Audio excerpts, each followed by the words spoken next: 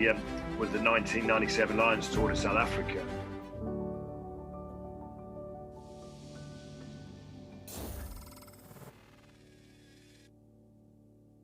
You know, these are the type of challenges as a player that you want to be a part of. The words came out of my mouth post-match. I just wanted to be a part of it and win. There was this energy, and they sang, they screamed, they shouted. The noise levels were unbelievable. I get so emotional about it, that's what it does. You get the four countries like nothing else in the world that come together and be one. It's not the selection or being not selected, it's more you just want to know. Johnny Hill! Oh my God! Just instinctively, I've just dropped it. I've just gone for the drop goal. Lions brings out different things in players when you get into that environment. And it does challenge you and it changes you. Best rugby experience of my life, bar none, was the 1997 Lions tour to South Africa.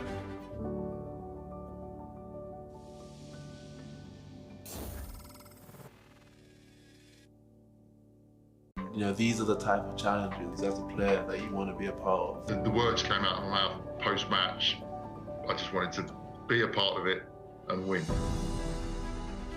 There was this energy, and they sang, they screamed, they shouted. The noise levels were unbelievable. I get so emotional about it, that's what it does. You get the four countries like nothing else in the world that come together and be one.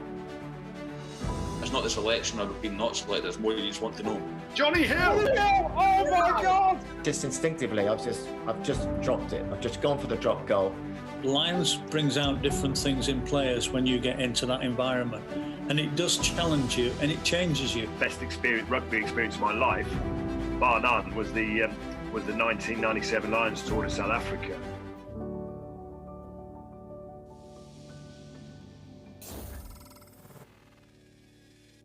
You know, these are the type of challenges as a player that you want to be a part of. The words came out of my mouth post-match. I just wanted to be a part of it and win. There was this energy, unbelievable. I get so emotional about it, that's what it does. You get the four countries like nothing else in the world that come together and be one. It's not the selection or being not selected, it's more you just want to know. Johnny Hill! Oh my God! Just instinctively, I've just dropped it. I've just gone for the drop goal. Lions brings out different things in players when you get into that environment. And it does challenge you and it changes you. Best rugby experience of my life, bar none, was the 1997 Lions tour to South Africa.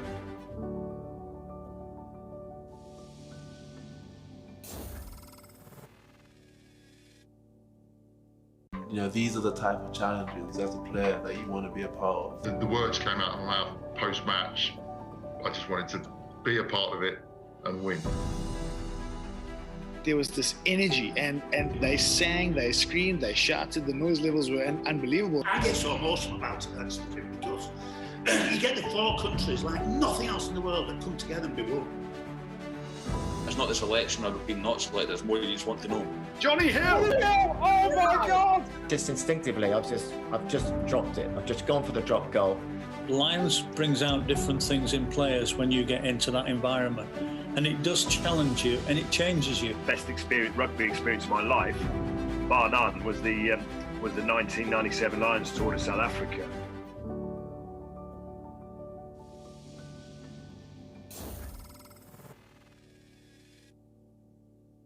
You know, these are the type of challenges as a player that you want to be a part of. The words came out of my mouth post-match.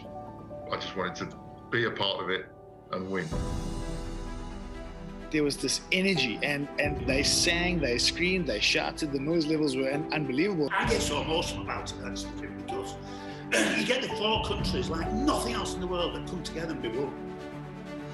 It's not the selection or being not selected, it's more you just want to know. Johnny Hill! Oh my God! Just instinctively, I've just dropped it. I've just gone for the drop goal. Lions brings out different things in players when you get into that environment. And it does challenge you and it changes you. Best rugby experience of my life, bar none, was the 1997 Lions tour to South Africa.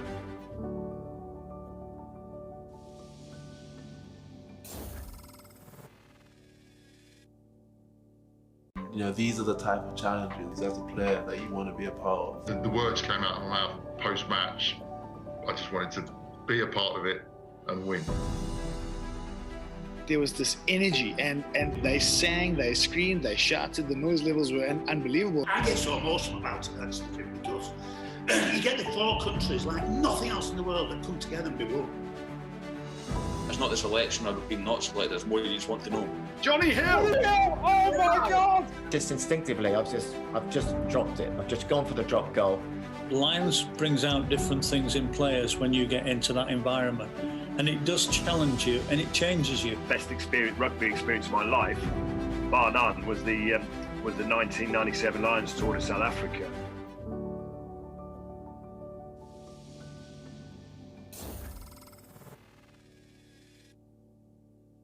You know, these are the type of challenges as a player that you want to be a part of. The words came out of my mouth post-match.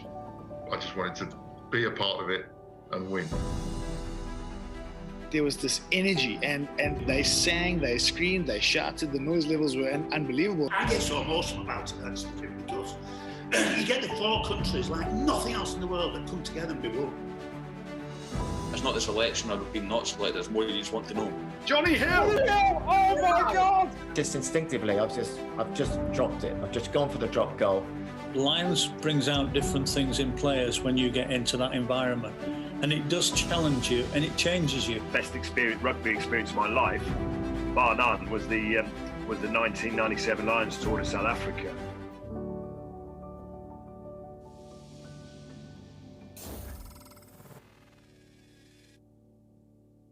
You know, these are the type of challenges as a player that you want to be a part of. The words came out of my mouth post-match. I just wanted to be a part of it and win.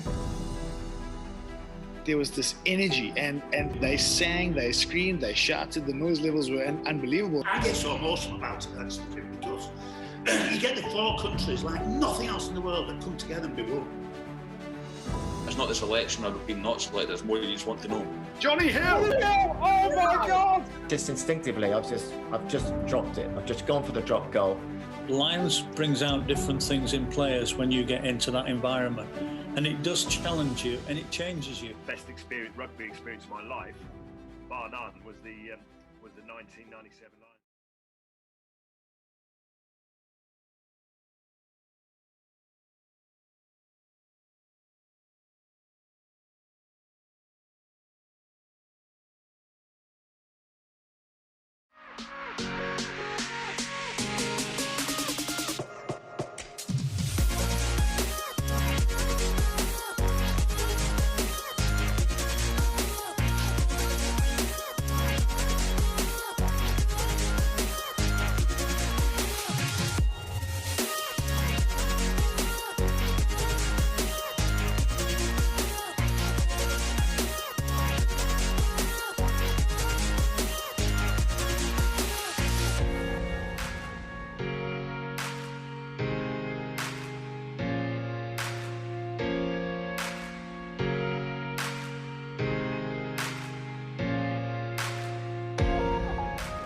It's the RugbyPass Fanzone Lions edition, live from London, with Scotland's Jim Hamilton, England's Andy Goode, Wales and Lions Shane Williams, and you, the fans.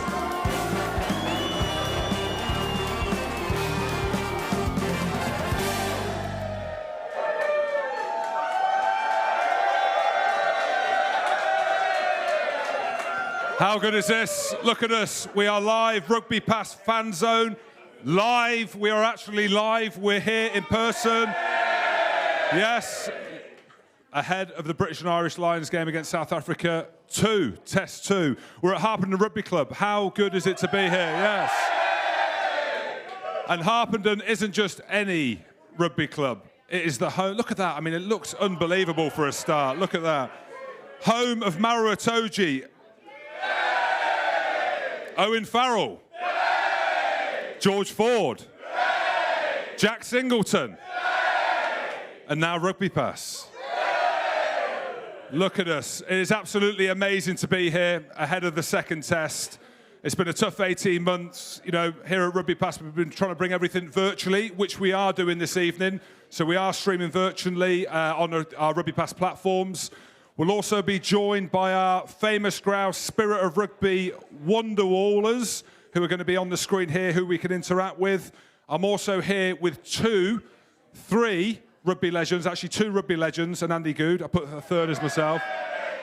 An easy one. We've also got LJ roaming around in the crowd, getting the questions. We mentioned before, if you didn't hear, for the listeners at home, we've got the famous grouse, a bottle of vintage, hand-picked barley from 1920 or something like that. Bottle of famous grouse. We've got a British and Irish Lions jersey that Shane Williams has touched. So what I'm trying to say is the value is extremely high off the back of that. But we are one Irishman down.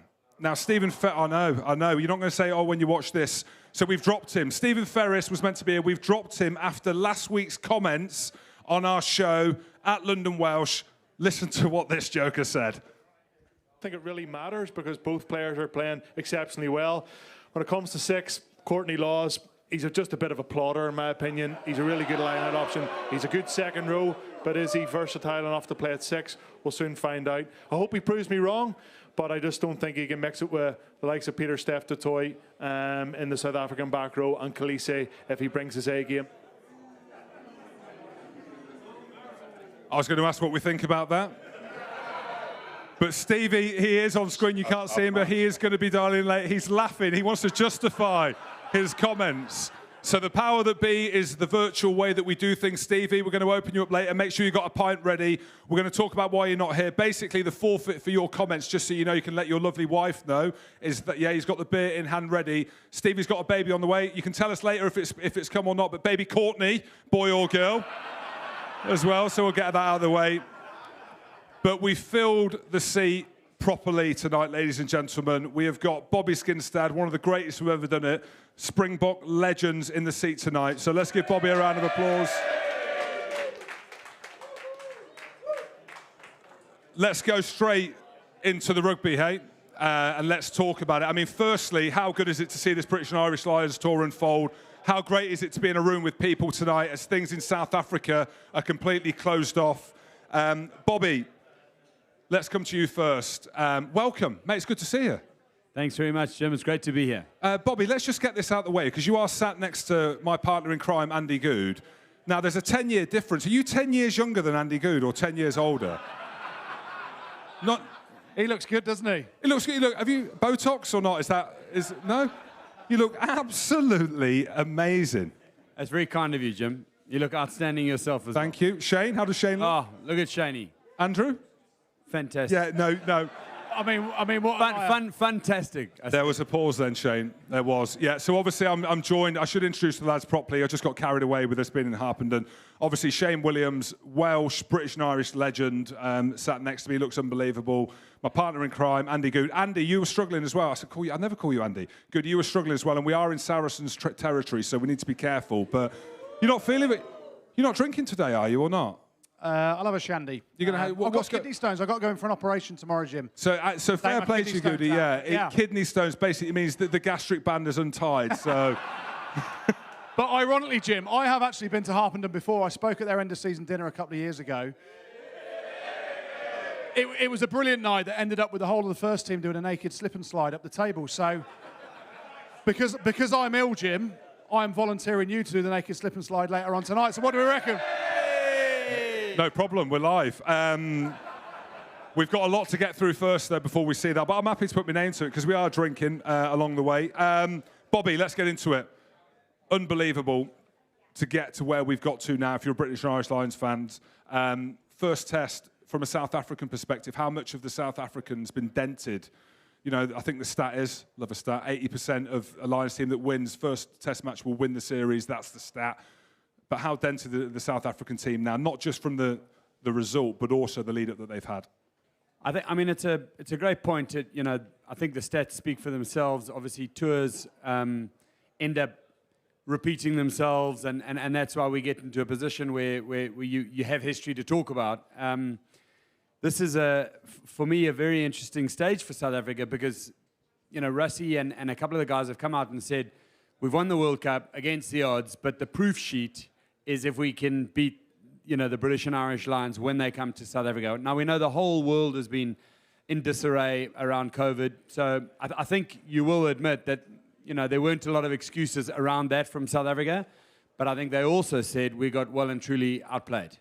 The Lions were very good. They were incrementally getting better and better and better all the way through to the 80th minute, and they won that game by 5 points going away. If there were another 10, 15 minutes, they would have had more points. South Africa were much better in the first half than they were in the second half, but they still didn't have enough of a lead. They still made some strategic errors in terms of changing the team around and putting a new front row on, I think, too early.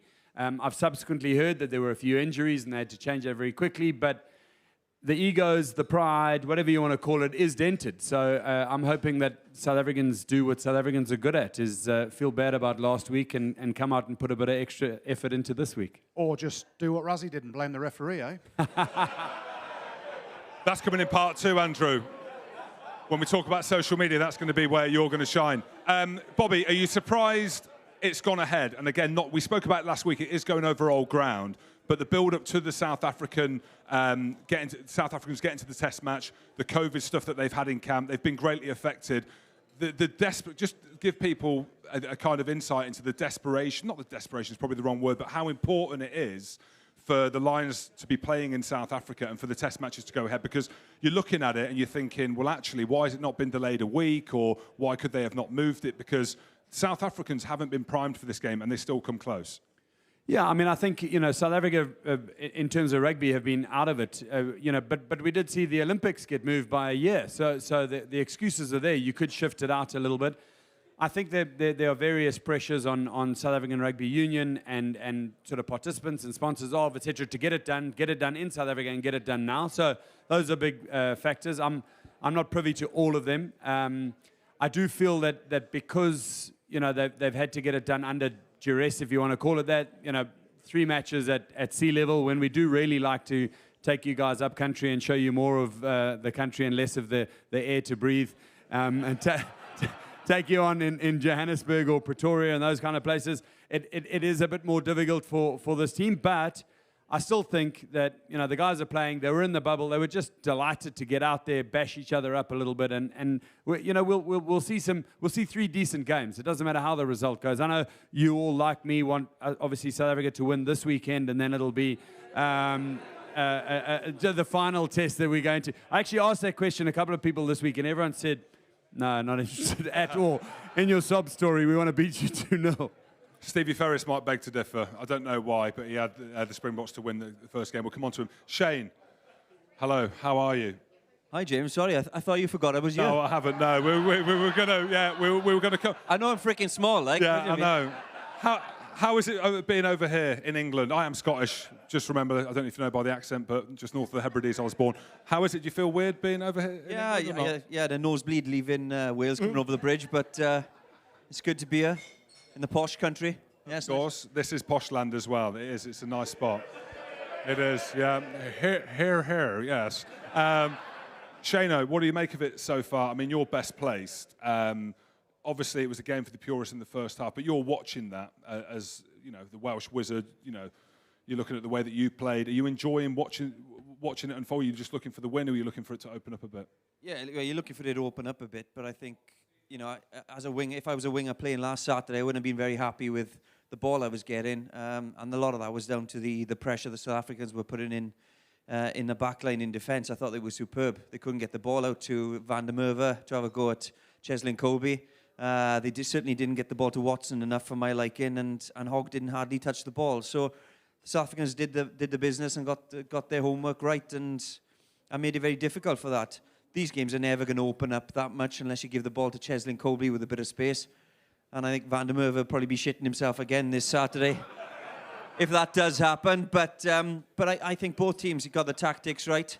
For the Lions, for me, it just seemed a carbon copy of the A game, the South Africa A game, where the South Africans just threw everything at the Lions first half, absolutely battered them, and then fitness took its toll in the second half, and then definitely the bench made a difference. And I think I'm not expecting anything different this weekend, to be honest with you. But it's been great. It's been entertaining. It's been physical, and you wouldn't expect anything different. And you know, I'm still recovering from 2009 Lions tour where I don't think Backy's both there and Schalkberger liked me very much, to be honest with you, because they chased me all around. But that's the nature of a Lions tour, and it's no different this time. Well, if I was there, I would have looked after you, mate. You know. Cue the laughs. I was looking around for you, but you didn't seem to be there. Yeah, I should have been. We can get onto that later. He tells everyone he should have been there weekly. Yeah, my Uncle Hamish said I was one of the best Scots to have ever done it, and Saracens Scots to have done it. No laughs. See, they all agree. Shane, Cheslin Kolbe. Now, there's obviously comparisons to yourself. We did an interview with Jason Robinson. He was loving comparing himself to Cheslin Kolbe, but you can see why. Would you love to play against him? Your mate's saying that you're much better than him. Do you know what I mean? Like, how good is this guy? Because Duane van der Merwe, we can talk about the head-to-heads or whatever. So just a quick line on, like, you were better than him, weren't you? Well, I can very easily say I was much better than him because I don't have to play against the fella. But no, like he's just unreal, isn't he? He's obviously too small to play the game, which we were both told quite a lot of. But he's just come through. You know, he was overlooked by the international scene for some time. He had to go and play sevens and didn't really know what he was going to achieve or do. But all of a sudden, you know, since the World Cup, he's just got confidence of abundance. He's got 2 left feet. He's very quick, 10, 15, 20 yards, which is all you need in rugby, to be honest with you. You don't have to be a 100-meter sprinter. But what I think, what he's got, what people underestimate is, you know, his power to weight ratio. You know, he is so strong. You know, he's got a handoff. He can get in your face and get away from you in 2 or 3 yards. Physically, in defence, you know, you could swear he was about 90, 95 kilos. He gets stuck in. He puts his heads in places where you shouldn't really be putting your heads. I certainly didn't get involved in that shit. But, you know, look, but you're going to have that confidence. You win the World Cup. You win the Champions Cup. You win the French League, and you think, oh, it's the halfway line. I'll just do a drop goal in the final because I can do that at the moment. He's in that vein of form. He is going to be a real danger, and I'd be petrified if I was playing this guy because he can create stuff out of nothing. He can score tries for fun. The try he set up for Am against the Lions, there's no other player in World Rugby that could do that. So I'm a big fan of this man. I think he's fantastic. Yeah, lovely. You can see the comments coming in virtually as well, which is nice. Kay, how you doing? They must read review. Yeah, we're going to talk about Rassie's video later. Andrew, let's talk about the standout performances. And we love our ruggers, don't we? We chat about it all week. Of course we do. Anything stick out for you? Should we talk about the man of the moment? I mean, we can talk about the social media tweets that were put out there, but anyone that stands out for you, having watched the game, remember where we are. Remember it's an obvious point, isn't it? So, you're looking at the game and you think back to what South Africans bring to a game, and Maro Itoje brought that back in spades, didn't they? I think, you know, it was one of your tweets, actually, they got to pick up on, Jim, because we're in Harpenden, Maro Itoje's club, and Jim Hamilton tweeted that Peter Steph-Toy is the best forward in world rugby at the minute. Fast forward 60 minutes and Maro Itoje gets man of the match. So what do you know, James? Not very much. Nothing. I'm in absolute denial, Andrew. Yeah. We are. But, you look at that game was always going to be based on the kicking game and the power game up front, and Maro and Courtney Lawes came to the fore, you know, as the game went on. As Bobby said earlier, the South Africans tired a bit, whereas the Lions grew into the game and kept getting better and better. And a lot of that was the confidence that Maro gave with 2 or 3 turnovers in that first half, key turnovers as well. That, you know, this one here, we're talking about, Rassie put that on his video as well and said that shouldn't have been a penalty when, you know, for everyone else it should have been. He was immense. You know, he's probably the best player in the world right now, without having all the highlights of a Cheslin Kolbe. What he does and brings to every team he plays in, whether it be the Lions, England, or even Saracens in the Championship last year. And also as well, you look the pressure that boy's on. That's all anyone's been talking about is Alan Wynne. Alan Wynne-Jones coming back, best, you know, Lazarus, and he's fantastic. People like Mario and the other second rows must be thinking, oh, come on, you know, I'm still in this team. I have to step up to the plate, and he did exactly that. He was fantastic. Courtney Lawes, Steve, wherever he is, was fantastic as well. There was a couple of big performances, and I think especially the bench that came on as well made a hell of a difference. But what a game for him! Yeah, absolutely. We had some stats just pop on there from Kev from Rugby Analytics, who mentioned you look at you go deep into the stats around Maro. Not to bore you all, but everyone talks about these headline turnovers. We've all been there, you know, headline line-out steals. no problem. But first man to the ruck 30 times in the first test. So for layman's terms, he was the first man at the ruck 30 times in that test match. I think Eben Etzebeth was 8 or 9. My maths is so great. Goode's mum was my maths teacher, lovely woman at school. So, but I think they're stats that are so poignant because they're the things that you don't see. We can all sit here and say, Cheslin Kolbe makes a big break. It's a headline thing. What about his kickback? What about his kick chaser stuff off the ball that obviously goes down so well? Anyway, I'm blabbing on here. LJ, we've got you in the crowd, haven't we? So how are things out there? How is the energy? How is the mood? Energy, Jim, is absolutely fantastic. I'm stood under the amazing Harpenden RFC trophy cabinet. Got to say, that is a great cock. I have been told that one of the most prized things that exists on that shelf normally is this little pot of pubes that Andy Goode left here last time. Oh. From his naked bar sliding. I'm joined by another Andy, though, who has got a question for you guys. Yeah, hi guys. So game plan from the Lions for the second test. Do you think it'll be more of the same?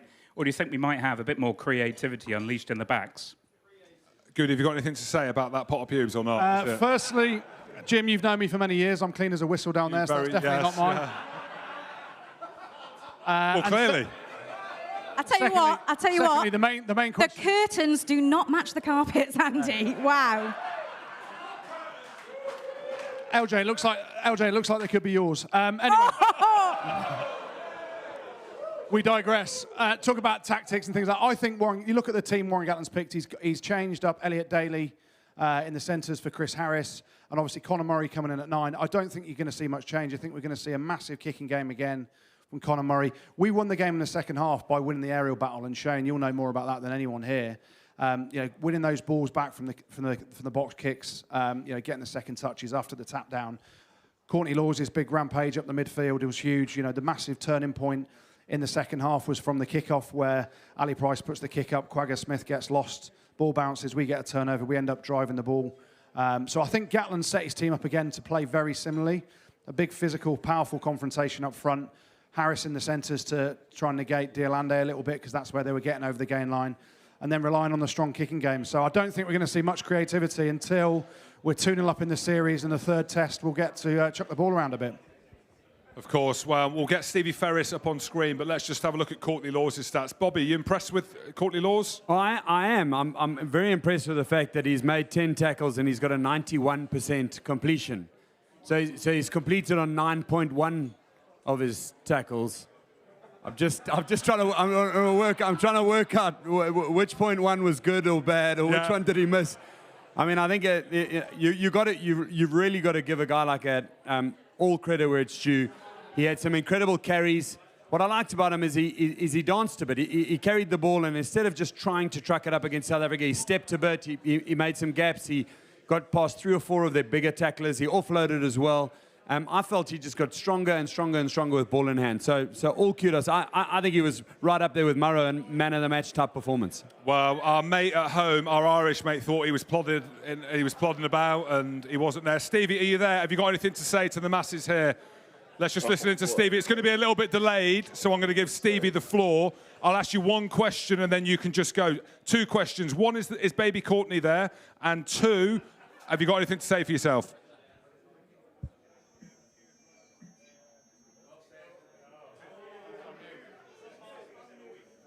He's basically saying that baby's come along. It's baby girl. We can't hear you yet, Stevie. You think Virtually would have nailed it? No, he's not there. He's not there. Right, we'll come back to it. Basically, I'm lip reading what he's saying. He's saying that the baby's called Courtney. He apologises profusely. We're going to come back to you. He'll do a season at Harpenden Rugby Club next Of course. So, Stevie, is the baby there? Yes or no? Give us a nod. No. Baby Courtney's not there. No excuses. You should be here. We'll come back to you. I'll get the nod off the tech team. This is how we do it. Bobby, let's go back to the game. Let's have a look at the second half performance because we kind of touched on it before. The Lions were 12-3 down in that first half. Physically, they looked a little bit shocked again. Were you surprised to see how dominant South Africa were in that first half? And then what the hell happened in the second half? I was surprised. I think South Africa did well in the first half. And I've got to say, the biggest sequence that worried me as a South African fan was directly from the kickoff. because it was a deep kick from South Africa. I mean, it could have been a training ground play where they said, okay, well, let's set up Maro and everybody perfectly. Let's kick it to him. There was no disruption at all. They took a fantastic kick-off receipt. A pinpoint accurate kick over the top. Pricey just put it straight between Willie Leroux and Kwagga Smith. One was going back, one was going forward. No one wanted to take it. Penalty there. Bigger put it out in the corner. Driving line out. When last did you see South Africa concede a driving line out? They haven't done it for a couple of years worth of rugby, certainly not under Rassie Erasmus. So for me, the Lions, I think, got into the change room. Instead of just the hairdryer treatment, they were like, what can we do here to turn these guys over? We need to have 2 or 3 sequences of events, and that was the perfect sequence of events to make it better for them. Goody? Yeah, you're a good man to talk about fitness. That's what I'm coming to you. Exactly. And, you look at it, and I know Bobby said earlier about they wanted to take the game to altitude where the Lions theoretically should struggle because they're not used to it, but it was the South Africans that looked out of breath in the second half. I think you messaged me saying Handré Pollard looked knackered after 20 minutes. Well, 10 minutes in, that's when I was knackered as well, so I could feel their pain. But honestly, you look at it, and the British and Irish Lions grew throughout the game. We know this weekend South Africans are going to be hurting, so they're going to fly out the blocks again. If we can soak that up to start off with, we know they haven't played rugby for 2 years effectively as a team, have they, at that test match intensity? All these Lions boys, yes, they played in the Six Nations and they've been playing for their clubs, but they've had that international rugby and it's a different level of fitness. Even me, I could only last 5 minutes in those games as opposed to the 10 at club level. So in reality, a lot of it is about fitness. Gats has made a comment in the press, hasn't he, about how they've worked and done extras throughout the tour to get fitter, whereas he doesn't think the South Africans can build that up in a week, but we'll only find out the weekend. But it's amazing to be sat here talking about fitness when 1, 2, 3, 4, 5, 6, 7, 8, 9, 10. Well, I'm going to cut Goody off there because you are out of breath as you carry on that answer. So I'm going to come to Shane. Shane, you've worked with Gats. Okay, now he is obviously one of the best to have done it. What would he have said at halftime? Would there have been shouting? Alan Wynne-Jones obviously come back into the squad. When they're going in 12-3 down, how are you envisaging it all going down in the changing room? Chris, can you hear me okay? There wouldn't have been hair dryer treatment at all, and the fact he doesn't have Sean Edwards by his side now, who used to do the hair drying treatment, he doesn't need to. But all right, cool. He's a very calm and collective man, a man of very little words as well. He probably would have told the boys exactly what they knew, that they're still in the game, that South Africa have absolutely thrown everything at them, and they're blowing, and they were blowing. I remember looking at the South Africans going into half-time thinking, there's a couple of boys tired there. They had put a hell of a shift in, let's be honest. Almost too much of a shift. It's almost as if they kind of chucked everything they had, including the kitchen sink at the team, and it didn't quite work. Got them into a lead. But as a Lions fan, you could see, well, we know that the Lions can pick it up a bit. They're losing the physicality. They're a bit tight around the breakdowns and the rucks. Let's go a bit wider. Let's try and attack the 10 channels and the centres rather than run into the big boys all the time. And that's exactly what the Lions did. They got a bit wider off Ali Price. They started to get over the gain line then. Only little yards, yards, inches, just got into good positions. What happens when you're blowing out your ass, isn't it, Goody? You lose your discipline, don't you? Yeah, I go to the chocolate cupboard normally when I'm tired. Yeah, but you do, yeah, and that's where the penalties came, wasn't it? The little offsides creeping in, not rolling away from the tackle because you're too tired. And that's where the momentum changed massively in that second half. And it did, and you could see the shift in momentum. I think the Lions scored at the perfect time, against, like you say, Bobby, against an area in which the South Africans are so strong at, driving maul to score try. That's a big tick in the box. That's a big blow for the South Africans. And also, I thought the substitutes made hell of a difference when they came on. Ken Owens played really well when he came on as well. The likes of, you got Liam Williams and them that are aggressive, they're getting into the game. And they just made the world a difference. And the momentum shift put the Lions in the lead. And you couldn't really see South Africa coming back from that. The subs that South Africa made, they were big physical presence, but they weren't fit players that could change the dynamics and the speed of the game. And everything just seemed to go the Lions' way. Of course, a couple of decisions, TMO decisions. And then you kind of look at the TMO thinking, shit, it doesn't look like we're going to win this. Nothing's going our way. Lose that momentum, Lions go on and win it. But it was a very similar story against the South Africa A, but South Africa A kind of dug in at the end. But it was a similar story in the fact that they started to run out of steam at the end. I can see Stevie's nodding, like you're agreeing with us this week, Stevie. You're agreeing with us. Oh, yes, we've got him. I don't know. Yes. Right, Stevie, Come we're on. going to give you the floor because we're conscious that it's virtual. We're in a room. There's about 10,000 people here. We're absolutely loving it. Remember, Northampton, if you don't know geography, and I'm obviously an expert, is not. Well, they're booing. He's a plodder. He's a plodder. What's going on, Stevie? Do you regret them comments or not? Or are you sticking by it?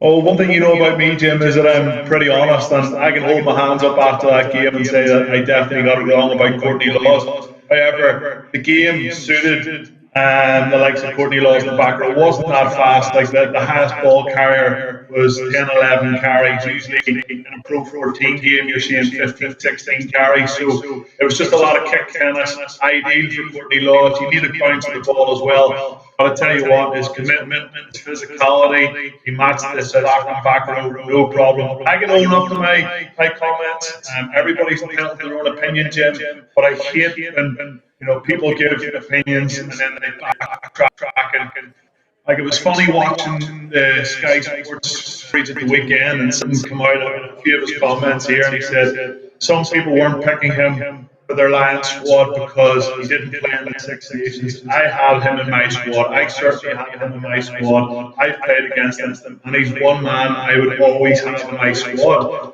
And the week before, for Wales Online, he had Tag Burns starting at 6. And a couple of weeks before that, he had Tag Burns starting at 6. We had Hamish Watson on the bench. So at least I'm honest, like these Welsh guys, I'm not so sure. So he's called out Sam Warburton there, hasn't he? So that's what we do. Last week he's gone for Courtney Laws. This week Sam Warburton. Sam's not playing this week, Stevie, so you can't go after him. Stevie, because obviously you were meant to be here tonight, and the dice game is happening later. Everyone's absolutely buzzing for it. And you were going to be head of the forfeit. So we had a chat earlier. Your missus is happy that when the baby does arrive, that it's going to be called Courtney, boy or girl. Is that correct? Can you put that on record? I think my wife's actually watching this at the minute, so no, definitely won't be called Courtney. She's walking the staircase as well, and hopefully there'll be a bit of movement over the next couple of hours. It's been a hectic week, but I look forward to catching up next week and hopefully having a few beers to wet the baby's head. But everything's good at the minute, lads, and thanks so much for having me on. Been a top job as always. Cheers. Of course, Stevie, we'll let you go. Can you just see off your drink, please, responsibly, just before you go, at least? There we go. Give him a round of applause, everyone.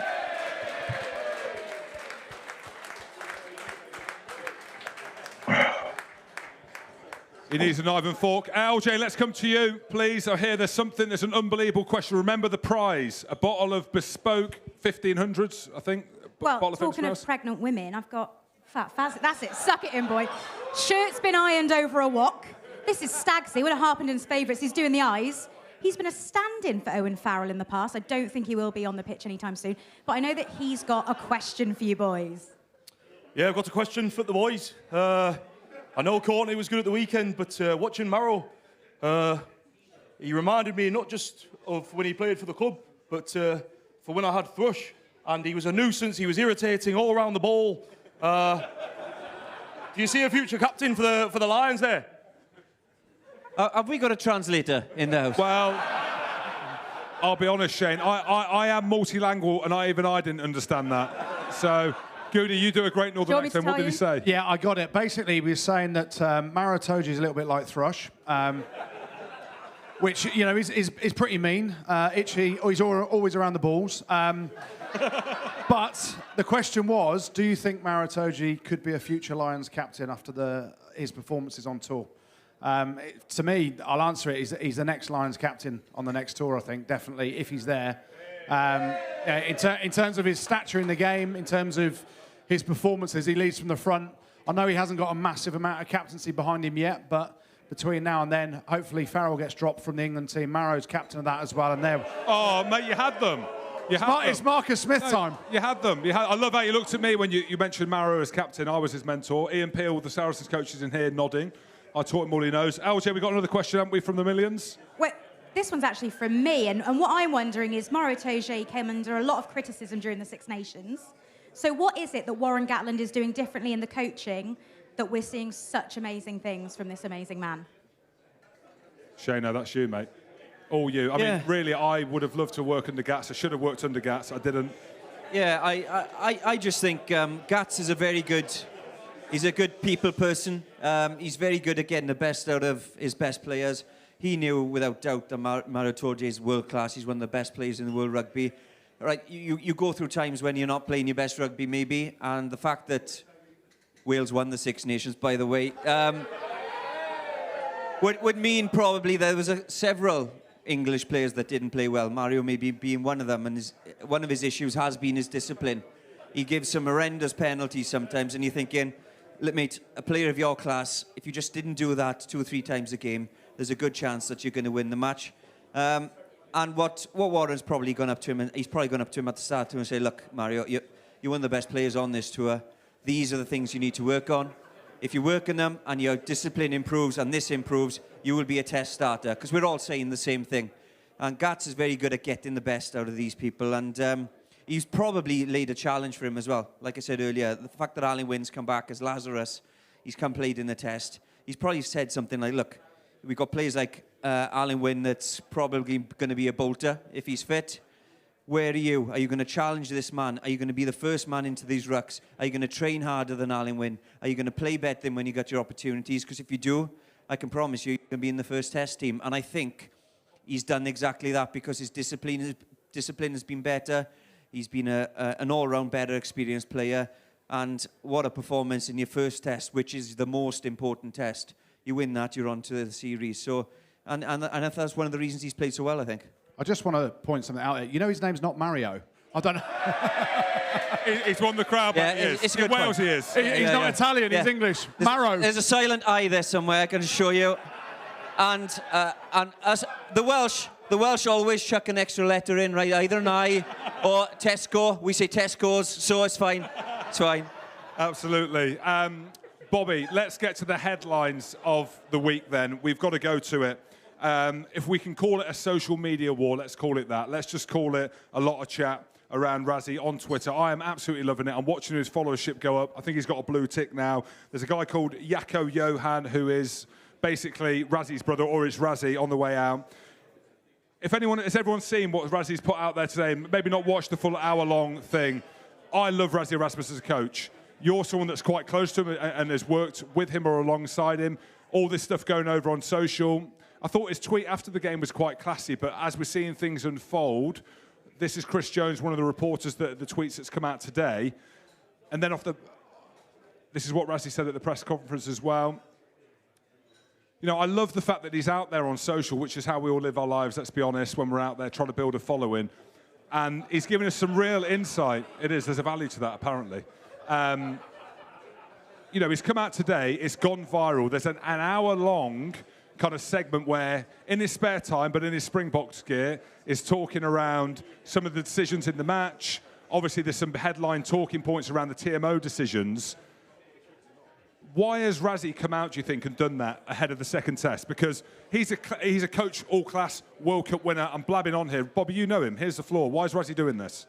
I mean, it's a great question. I admit that I'm not sure the platform is right.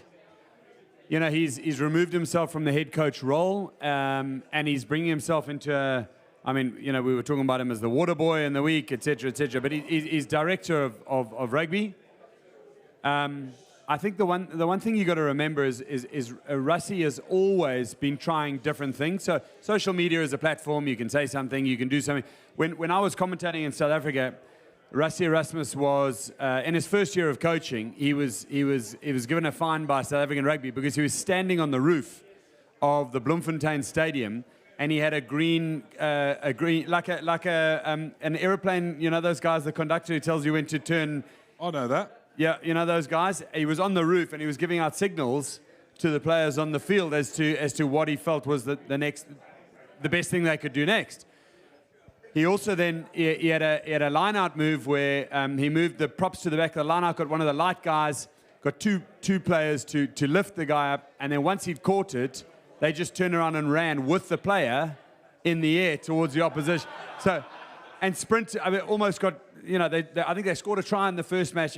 You know, South African Rugby were like, that's against the rules. You can't do that.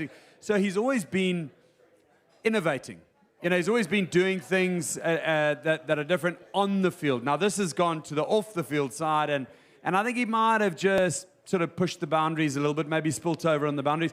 To be honest, if you look at the hour, he's probably got 59 points, and 58 of them he makes complete sense.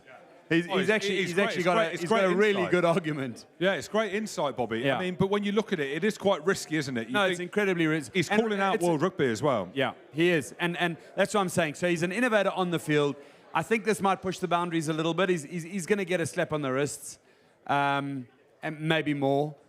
I think, and also you don't want to, it needs to be in good taste. You know, so everybody knows that there were some contentious decisions. Nobody from South Africa has said that's why they lost at all. They've said, you know, they were outplayed, and the Lions, we know, played better in the second half, fully deserved the win. That's absolutely no problem. What's happened here is that, you know, they're sort of coming out and maybe insinuating that at the time they thought of it, and I think that detracts from what they did. I quite like the high pose where they're like, that game's gone, let's move on.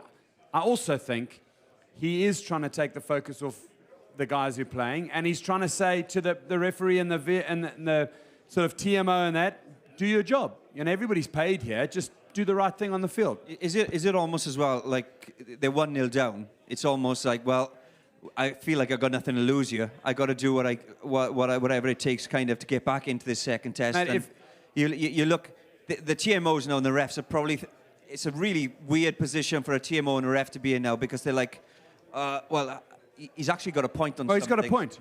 You know, if you don't see those things happening again in the second, this is what I'm saying, because of the stuff he said. So, yes, he's on a thin line, but you'd like to think that he'd keep his job, but put the air of doubt in some of the TMO decisions. It's a thin line, but it's a hard line, and he's got, you know, his reputation and his job on the line, on that line. And if he doesn't do something now, he's going to say to himself, why the hell was I in the role?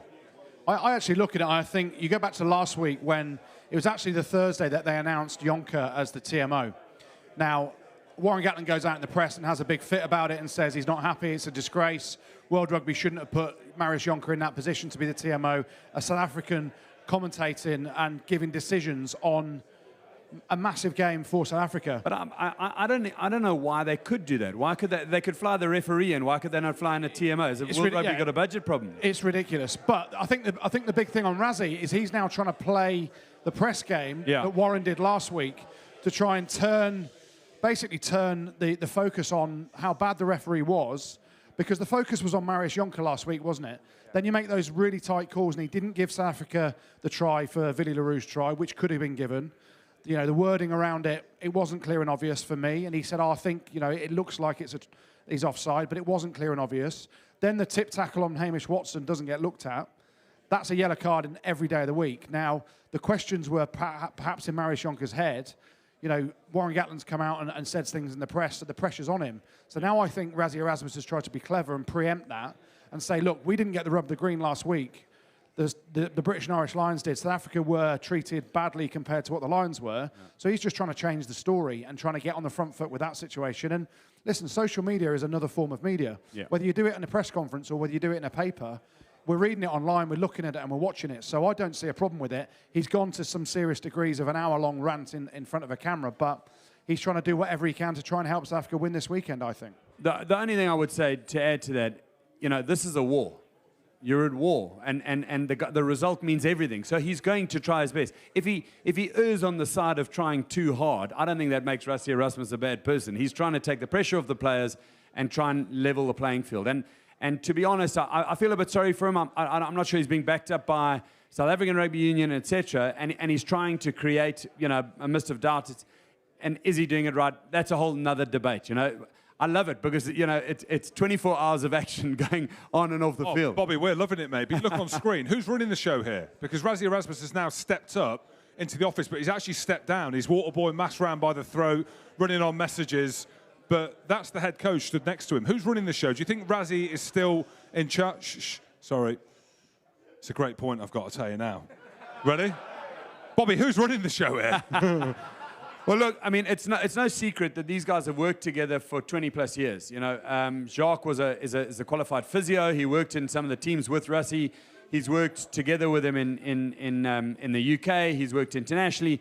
he knows what he wants to do. Rassie has always been a guy who said, look, I don't like the hands-on interaction with the press and that taking away. I want to be strategic. I want to work with the players. I want to make them better. And I think the reversal of those roles has allowed him to do that, but maybe he's taken it a step too far. Well, they both look very happy there. LJ, you're with a South African in the crowd. I bet he or she is an absolute legend. I'm with a very good-looking South African. Another Andrew. Don't boo him, guys. Don't boo him. Don't boo him. So you aren't willing to stay on camera, but you've already told me that you're very confident of a win this Saturday. But I want to ask you about Rassie's comments. Are you embarrassed? Do you agree? How do you feel about what we've seen today? I haven't seen anything today, but... Smart, deny. I think he knows what he's doing. No one's talked about the rugby, which is exactly what he's trying to achieve. I think he deflected everyone's thoughts on Erasmus. No one's talking about the rugby team, which is the key thing. And I think everyone's forgotten quite what he did. 2 years of bringing a team together, making them win a Rugby World Cup. I think we're in for a big, exciting rugby game on Saturday, to be honest. Warren Gatland wrote the playbook on deflecting in the week of a test match. We've seen him do it. So, Shano, does it work? Does it mean the players aren't worrying about things because their names are out of the media? Or actually, is this just heaping more pressure on the team? Yeah, that's a great question. I think when I was playing, there was a lot of players that, unfortunately, names did make the media and the papers for other reasons. But when you've got guts, that's exactly what they're doing. Eddie Jones is very good at doing it as well. He's deflecting. He's taking the pressure off the players. He's taking the pressure off the whole squad and the team itself. And he's basically saying, look, if you want to have a go at someone, have a go at me. And that's exactly what Rassie's done there. It's exactly that. We haven't mentioned the rugby.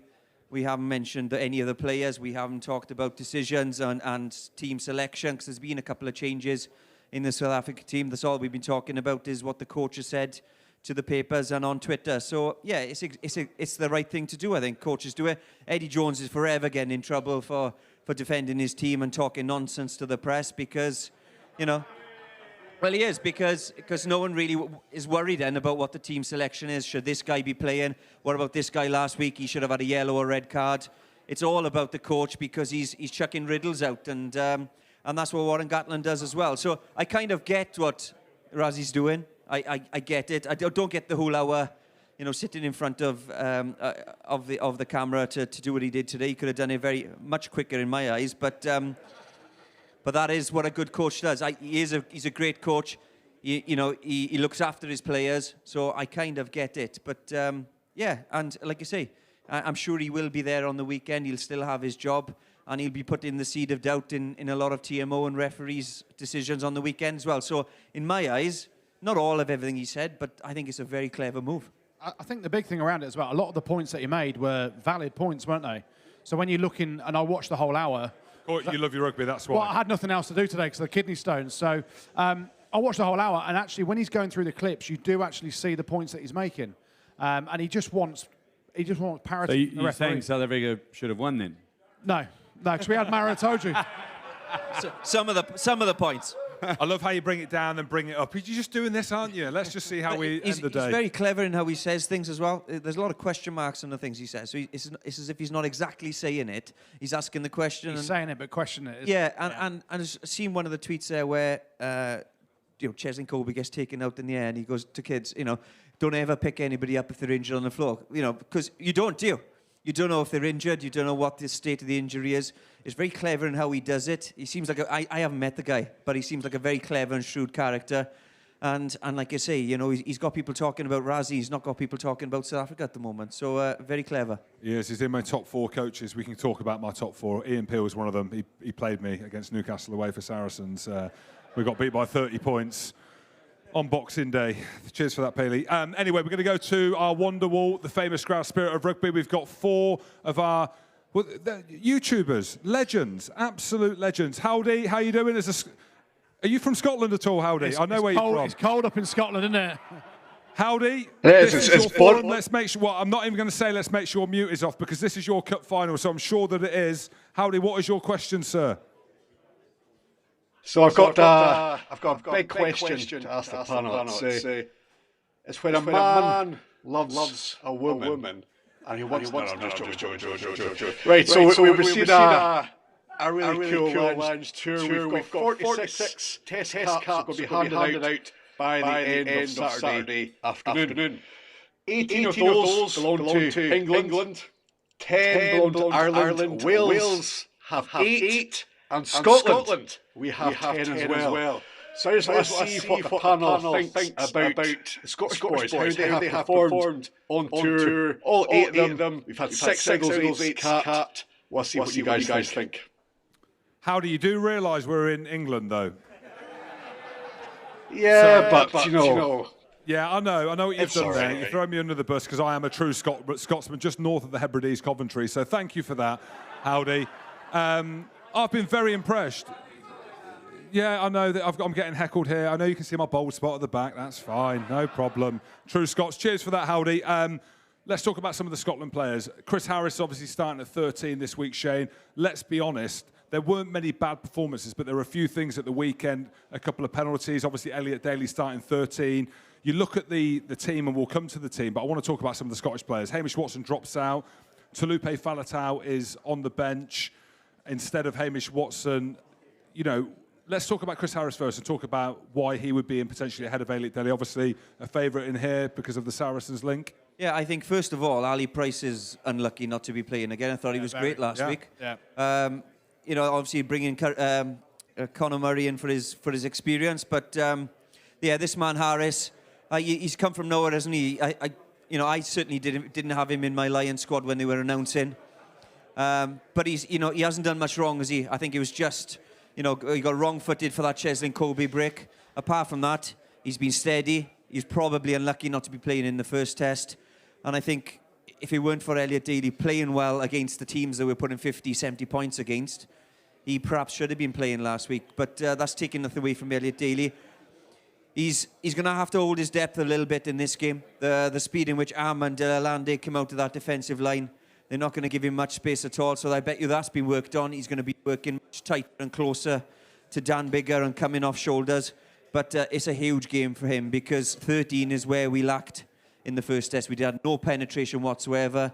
We didn't, defensively as well at times. Daly kind of got in the wrong places. So we need a big, big game from that man on Saturday. If he plays well, there's a good chance that that the Lions are going to do all right in that area. Yeah, absolutely. Bob, I know you love the Scots, but I want to come to Goode. I want to hear you say it. Are the Scots performing well on this tour? Are you happy with the makeup of the team in terms of English, Welsh, obviously Irish and Scots? Are you happy with how it's unfolded? Do you think Gas has gone back to type, putting Ali Price on the bench? Yeah, well, 100%. I think, actually, to be fair, Ali Price has been the Scot that's performed the best, and he's born and bred in England, so that, that really helps out my decision-making. We spoke to Ali Price on our podcast this week, and I was, like Shane is, I was surprised he's been dropped. I thought in the second half he really brought some tempo when, we were trying to shift the point of contact and all that stuff. So he was going really well. He's gone well on tour. Stuart Hogg, I think, was actually quite lucky to start that first test off the back of, unfortunately, being having to self-isolate because he was best friends with Gregor. And you go back over the history of them having to self-isolate in the hotel. But Hoggy's a class act, so, he's not happy with that. Well, I'm going to come back to Howdy in a minute. Go on. Yeah, but Hoggy deserves to start, and he's gone. When he's had the chance, he's gone pretty well. We didn't see a lot of him at the weekend, did we? Because it was a lot of kick tennis. Duhan van der Merwe, a brilliant Scottish name again. He's been physical. We know that he's going to come up against Cheslin Kolbe, but actually, when you look at his game, he's been powerful. He's been getting through the contact. He's been a monster, hasn't he? Some of the kick chase at the weekend was brilliant from him. And, we're going to need that again this weekend. So actually the Scots, they've gone from previous tours of having literally only Stuart Hogg on the tour or another Scotsman to now, they perform well in the Six Nations. I think they celebrated coming fourth really well in the Six Nations. Well, no, we celebrated beating England by 50 points, but I'm a quarter English as well. But to be fair, they all deserve their chances. And, Hamish Watson, he's really unlucky not to be playing instead of Tom Curry. That's a really tight call. And obviously for him to drop off the bench and Faletau come on, they're real tight calls across the whole squad. And, the Scots can feel proud that they've got players in there. Harris is going to make a massive difference physically on Saturday. And, hopefully, we'll see another big performance. Do you think Watson did anything wrong in his time? Well, I think that it would have been close between Watson and Curry to start. Anyway, I think that Curry did give away 2 penalties. He is a class player, so is Watson. I think, Howdy, it'd be interesting to get your thoughts on Watson dropping out the 23. Obviously, in Scotland, most people are walking around with a mullet now. If I didn't have a bald spot on my head, I'd have a bloody mullet as well. I know that you've got a mullet under there. Are you surprised Hamish Watson's dropped out the 23? Do you know what I mean? I mean, they've put him at Faletau instead. What do you think? I would have almost liked to have seen Curry play at number 6, Watson at number 7, or even Curry at number 8. We know he's played there before with Sale a few times.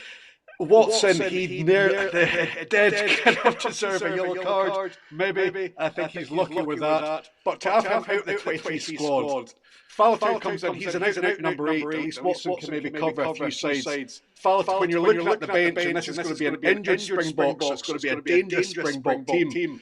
When you're looking to that bench, 60 minutes gone, and the score's really tight, are you going to look to that bench for Faletau to come on and change the game and up the tempo and get fired in? Or would you be looking at Watson? Me personally, guys, I'd be looking at Watson, and I'm pretty pissed he's not there, to be fair. Well, Howdy, it's interesting you talk about the bench, because Goode always gives me stick for being on the bench. They don't realise that they need power, they need speed, they need energy, they need legends coming off the bench to win matches. So it's good that you're talking about this. And fruit pastilles. Yes, very true. Fruit pastilles, very true. 1 minute, 20 seconds. Howdy, thanks very much for that, brother. Enjoy Scotland. I think the sun's out for the 3rd day of the year and probably the last day of the year as well. Give Howdy a round of applause, everyone. And just for reference, that's what a true Scotsman sounds like, just so you know. I didn't, yeah. Next up, we've got John Okafor. How are you, John? I'm loving this. YouTubers are here, so the mics are off. The cameras look great. John, how are you, sir? And what is your question to the 3 legends and Goode? Hello, we're good. So my question is, what is the toughest team everyone on the panel has played against, and why they are your toughest team? Well, John, I don't know if you saw Scotland play in 2011 against Georgia, but we scraped through 9 points to 3. Weather was abysmal. I got sat down by a winger, but I got back up and tackled him. That was a tough game. Bobby, I'm going to come to you on this one. I don't know why, just because you're looking amazing.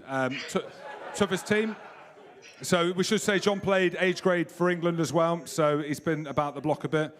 I think I can answer that as a South African. I think clearly the Lions is the biggest team that you'll face, because it's a number of different countries together.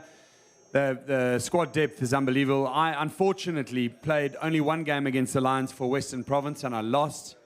My test career was 1996 to 2007, so missed the Lions tours in terms of selection, except for 1 game in the middle of the week, and you know, that's when I had my chance. But I think that's when the Lions add that extra mix, the magic of different countries playing together. You know, you play New Zealand, you injure somebody, they're not there next week, you've got a chance the next week. You play against the Lions, you injure somebody, and then someone from another country who was competing with that guy comes in, and he's fired up, and he's roaring, and he's ready to take the position. So I think they've got to be the most difficult combination that I've come up against, and that South Africans have played against.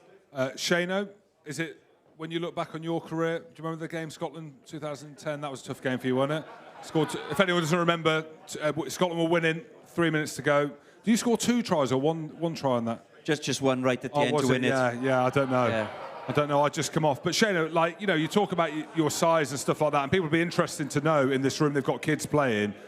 Was rugby tough or not? Do you know, you come up against the Springboks, you come up against New Zealand, you come up against Scotland, you know, these big physical players. Were you ever intimidated or not? You think I'm just going to skin you?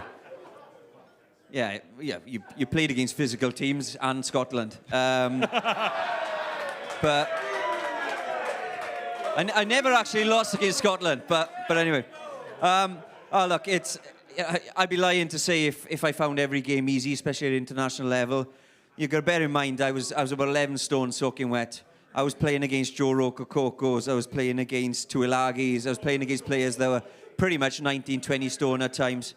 And it was tough. And one of the hardest games I played was Lions Tour 2005 against the All Blacks, where Dan Carter scores about 65 points on his own, and we get battered. But one of the hardest games I've actually played is when I retired. I went back and played for my local team, Harpenden United, and it was the first game of the season, and I said, look, I'll play in the home games. I'm not doing any of this travelling nonsense. So kick-off come, and I'm playing wing, and I've caught the ball, and I can see the whole of the away team come in now, just all 15 players come to smash my face in. So I've passed the ball to my number 8, and it was Bury Port actually we were playing. So the whole 15 just keep coming at me. The number 8's gone through a gap. This young open side flanker goes, doof, elbows me straight in the eye, splits my eye, and I'm fuming, right? So, you know, as you do, you look for the touch judge or the ref to see if he's seen it. The referee's like, no, play on, play on. So I think next protocol is the touch judge. I've looked to the touch judge, and he stood there with a Bury Port polo shirt on, like out of my face. Let me tell you, that 80 minutes was the hardest 80 minutes of my life. I got absolutely battered, but yeah, the joys of rugby. Yeah, great question, John and our Wonderwall. Let's give John and Howdy a round of applause. That is our Spirit of Rugby Wonderwall. The other two guys will be coming back to you later. Hold fire. LJ, how is it out there? How is it? Is there much drink being consumed responsibly? Is it smelly? Is it hot? Is it legendary? It is not as hot and smelly as last week, thank goodness. But I am very pleased to say that we have got another The Famous Grouse Special Edition Lions whiskey bottle and jersey to give away to the best question in the room this evening. So if you have a question, give me a shout and we'll come and speak to you. But first of all, Butters is with me, and he's got a question for you boys. So, Hold the mic. That's mine, not yours. Oh, sorry. Apologies. So, boys, I think we all agree the Lions are going to wrap up the series on Saturday, 2-0 win. Is that right? My question's more about the social side of the game. You've all been on international tours, Bobby and Goode and Shane been on Lions tour. Jim, you probably went to Melrose for a day out. Should have. Are the boys out there enjoying it? Are they on the smash? Are they chopping a few pints and getting on it with the boys, or is it all shit? Have you heard anything? What are they doing? How are they getting on? Well, we can answer that because we've spoken to a few of the guys. I mean, as loose as it got, they played a bit of golf, and if someone got a birdie, then I don't know what did they have to do to play the next hole with their shoes untied or something. It was something absolutely shocking. Like zero chat, zero banter. Bobby, what's it like in South Africa now? Just give the people a kind of heads up of how it is, because it's pointless me and Goode and Shane who've spoken to guys there, and a part of the Lions tour and the romance, especially with the way that the game is now, how professional as it is, and there seems to be a bit of a gulf now between grassroots and professional rugby in terms of how professional it's gone. You can't drink. What is the lay of the land there? Because most of the best stories, and not that you've been on a Lions tour, but you've been involved in some of the best stories that have happened in rugby.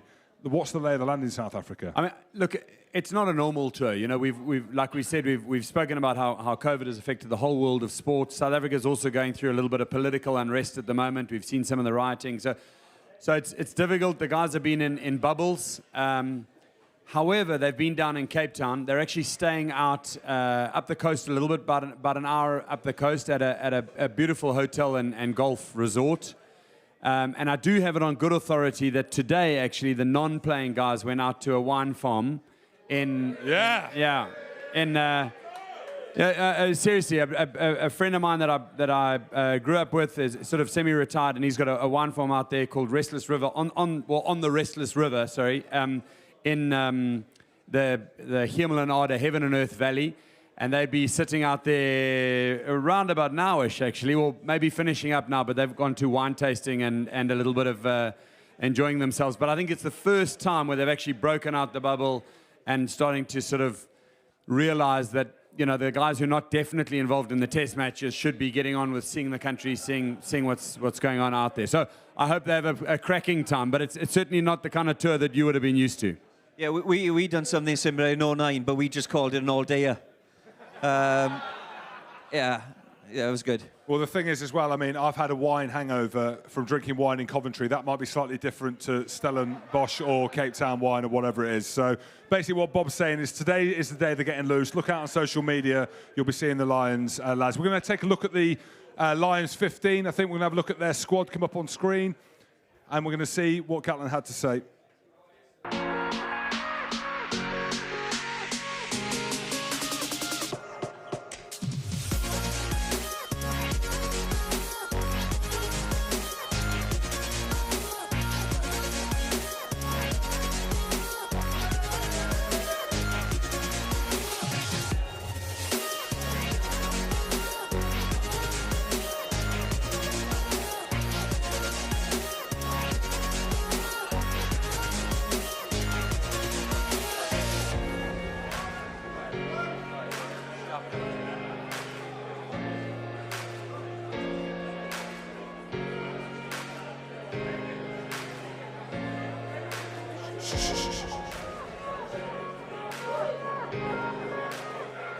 Yeah, here we go. Goode, let's come to you. 3 changes in the starting team. Mako Vunipola is in. We mentioned Chris Harris.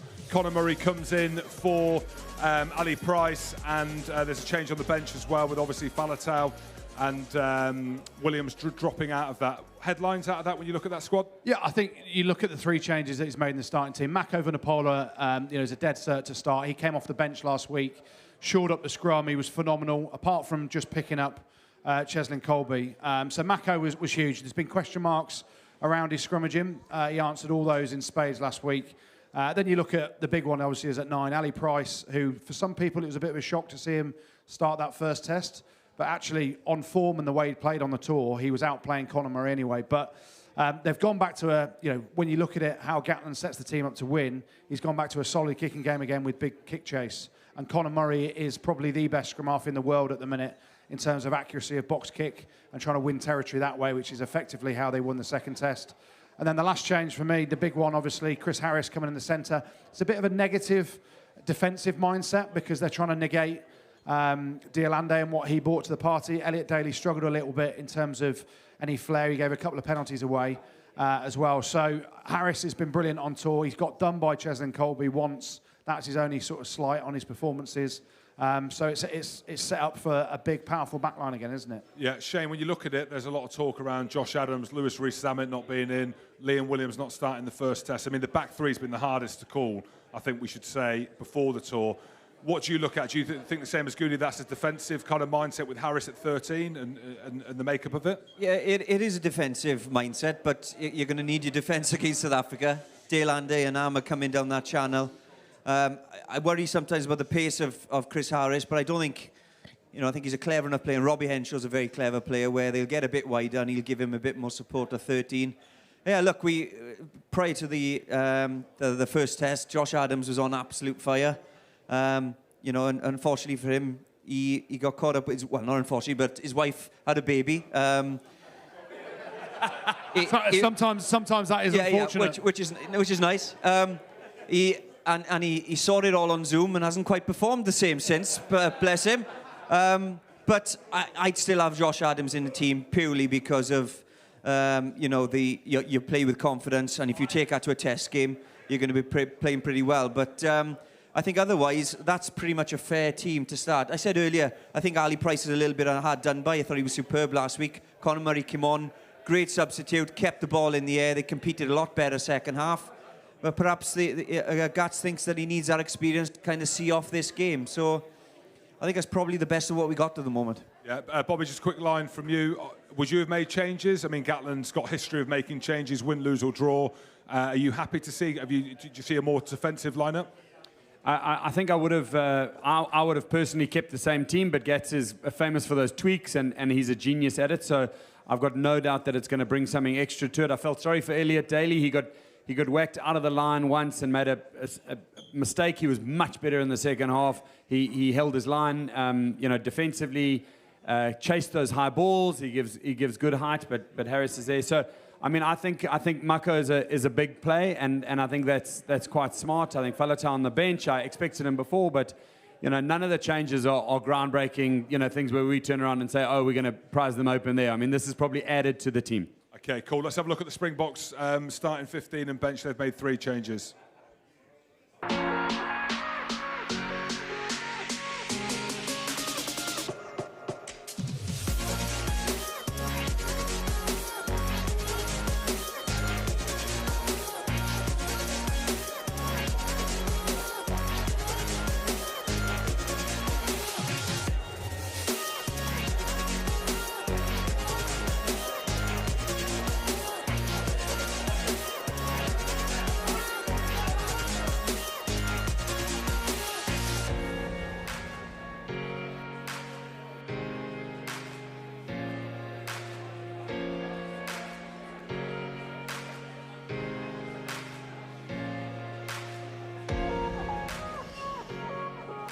Cheers, guys. Bobby, what do you make of the starting 15? Desperate measures or not? I mean, you spoke about half-time where they changed the front row. Question marks over that. You know, Kitsoff coming in as well. His name is Kitsoff. I mean, what a player he is as well. And Malherborough coming in as well. It's not Marlborough, Goode, just so you know. But Bobby, what do you make of the changes that he's made? Jasper Wiese comes in at 8. Watched him for Leicester Tigers. He's been fantastic. He has, hasn't he? Yeah, they're loving him, yeah. He comes in for Quagga Smith. What do you make of it? Yeah, I think this is an enhanced Springbok team. I think it's a slightly better team. I think Wiese will know what he's up against. Most of these players he's taken on. He's done well for Leicester Tigers.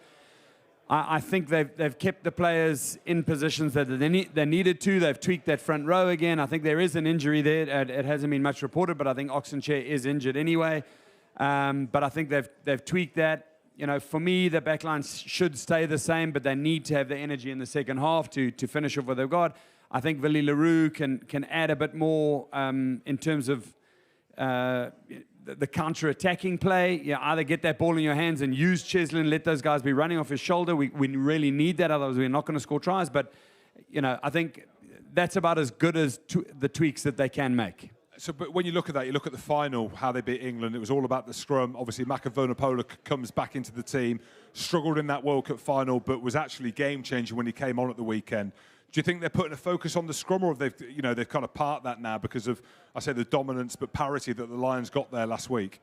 No, I think they'll keep it there. They'll keep it on the tight 5. They'll keep it on the physical game, but they definitely want to be able to counter-attack. They want to be able to run with the ball.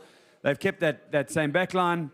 But to be honest, you know, this is about as close as they've got to what they've got left. You know what I mean? So you put a few injuries into this team, and then South Africa are in trouble. I think this is about as close as the best team that they've got on the field at the moment. I think the interesting thing as well, he's got a 6-2 bench, hasn't he? So he's got 6 forwards on the bench. And you talk about those injuries.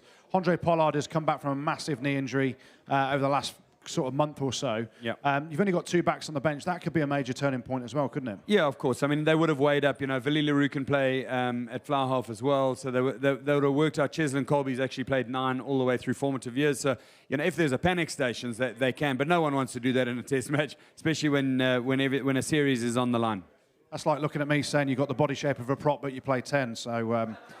well, there you go. Andrew, I'm looking at the props, and I'll be honest, mate, you don't look like any of them either now. The props from the 1980s. Shay, just quickly on that back line. Obviously, I think it's the back line that finished the World Cup final. Am I right in saying? Yeah, I think so, yeah. Oh, let's just say it is. Let's just nod. I know my ruggers. I think I do anyway.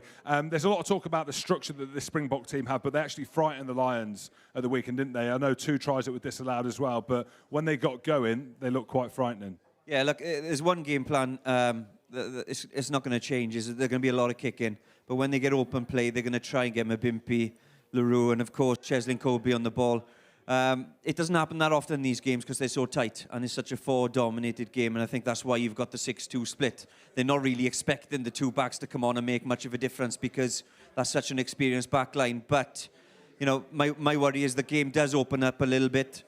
If the kicking by the Lions isn't good enough like it was in the first test, Kolbe and especially Mabimpi get the ball. Mabimpi touched the ball twice in the first test. That's great for the Lions. Mabimpi. And on that, Shane, as a winger, someone that wasn't going to go and look for physical confrontation, if you're Cheslin Kolbe or if you're Mabimpi, and you're not touching the ball, where do you go and get it? Because Willie Leroux's kicking it back. How do you get yourself involved in the game? That's exactly it. Mabimpi is a player that holds his width a lot and relies on his pace. He loves going up for the ball. You know, he's tall, he's rangy, and does very well in that area. Kolbe is very gutsy. He works off 10. He does go looking for the ball. But the manner in which the game's been played in the first test, it just doesn't bring him into the game. Even though he's 75 kilos, he does take crash balls. He does come off shoulders. And he does pick and go as well for 11. But, you know, the Lions kind of nullified that in the game. They're going to have to do the same again for those back 3. Yeah, they absolutely did. LJ, we've got a couple of full bladders in the crowd, as we can hear. But we've also got a question, haven't we? Yeah, I'm with Charlie, one of the other Harpenden boys, and he's been nagging me Go on, Charlie. to ask a question. I'm assuming it's about selection or tactics around the Lions. Who's your question for, and what is it? Not quite. It's for Goode. Being a 10, having the same hairline, having the same gut, how do I avoid pre-season? Well, firstly, your hairline's like my old hairline. If you have a look at the camera, look how good that hairline is now there. Hey. I can certainly help you out with a donation at the top of the bar earlier as well for the old How do you avoid pre-season? Just don't turn up, mate. Go on holiday. Do whatever you can to get out of those hill runs. I never did it, and I played 500 professional games. So, yeah, just just kick goals. Just kick goals. Find something you're good at. Eating and kicking goals, and that's fine. We should say, don't kick the goals. Goody's got a fused ankle as well as a gastric. Well, you haven't got a gastric band anymore. You're getting one tomorrow. It's being refitted tomorrow. Anyway, we're going to speed through. We're going to go back to the Wonder Wall, the spirit of rugby, the famous grouse, the wonderful Wonder Wall. There we go. Howdy, you're still there. John, you're still there. But you've asked your question. Give us a wave if you can hear us. But we're going to go to a Welshman, Geraint Davis. Where are you, sir? And what is your question to the three rugby legends and Goode? This one is for Shane, the Welshman in the room. So Shane, as a player who's been out on line so in South Africa, what would be your big advice to the wingers, to Van Wilder and Watson, to get a game on Saturday? Back three is work great. You know, if you in a game like this, like I've already mentioned, if you're staying on the wing waiting for it to come all hands to the wingers, it's not going to happen. I think we saw that with the defence of how aggressive the defence was from South Africa. What Gatland likes is work rate, and we've seen that a lot from wingers, especially in the midweek games, the Sharks and the Stormers, etc. Coming off your wing, you know, turning up on the left-hand side, right-hand side, coming on inside shoulders.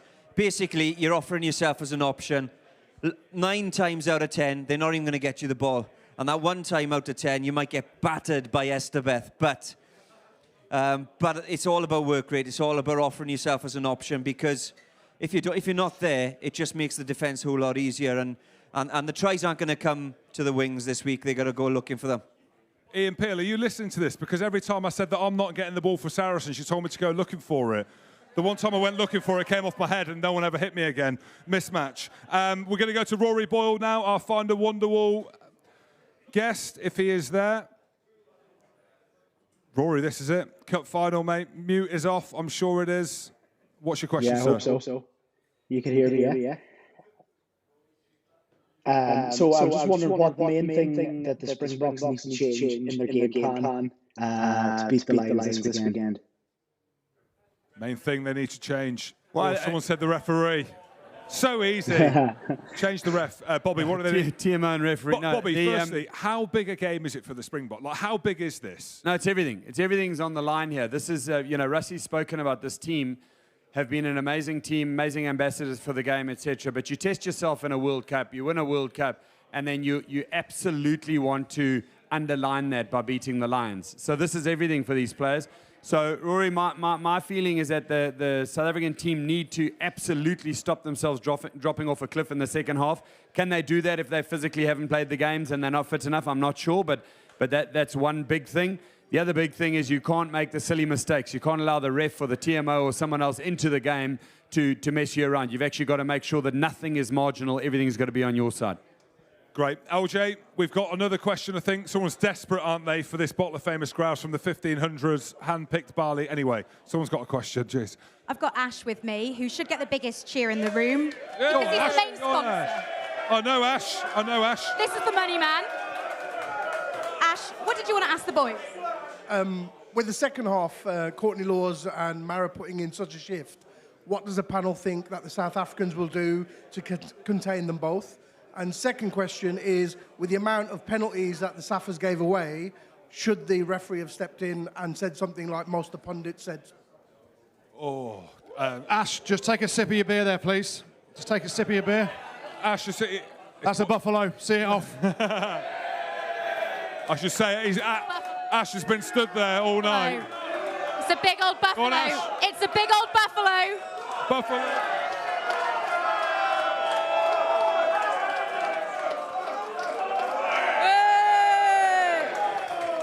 Good lad, Ash.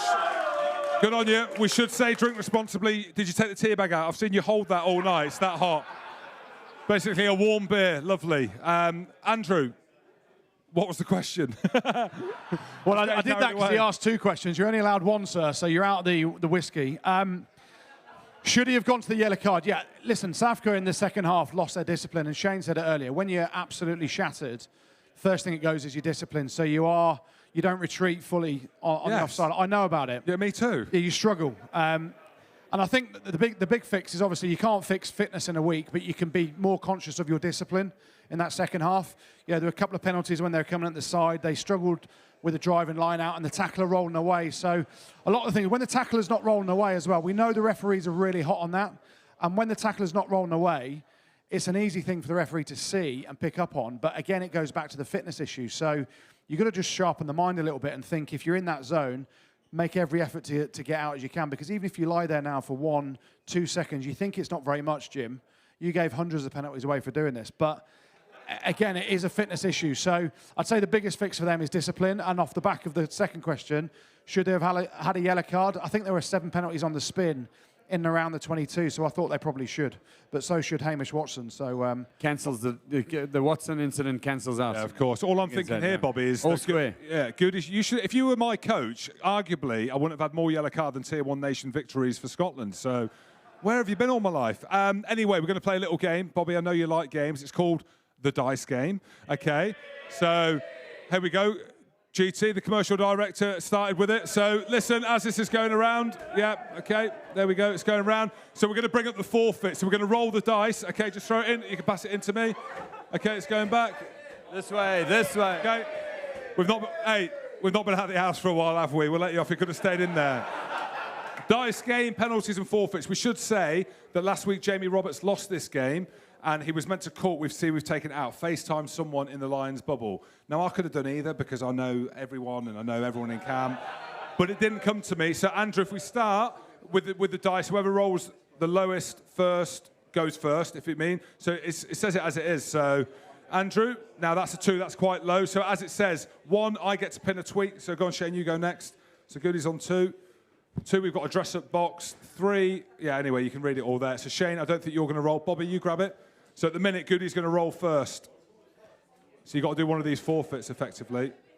Oh, gosh. So if I get a 1, I'm absolutely buggered. If not, it's on you, Shane. Hang on. How'd I look when I stood up there? Athletic? Yeah, thanks. 3. So, Goody, you were lowest, I think. Your mum was my maths teacher, so if I'm wrong, tell me. So you get to roll the dice. Whatever number that comes up, I'm praying for push-ups. Which one would you rather do on there or rather not do? So, wear budgie smugglers for the rest of the show. I'd happily pin a tweet, pin one of your tweets. Of course you will. If you're not tweeting, he's eating. See what I've done. Here we go. 6. Oh, hey! No. We've got a push-up challenge, but we're going to take... Where's Owen Farrell in the crowd who was doing these speeches? So we're going to have Owen Farrell. Come on, Stagsy. Stagsy, this is your moment. Okay. Can you leave your pints there, please? Your double part, you're not allowed. We've got to drink responsibly. So if you can leave. Health and safety. Health and safety. Hang on.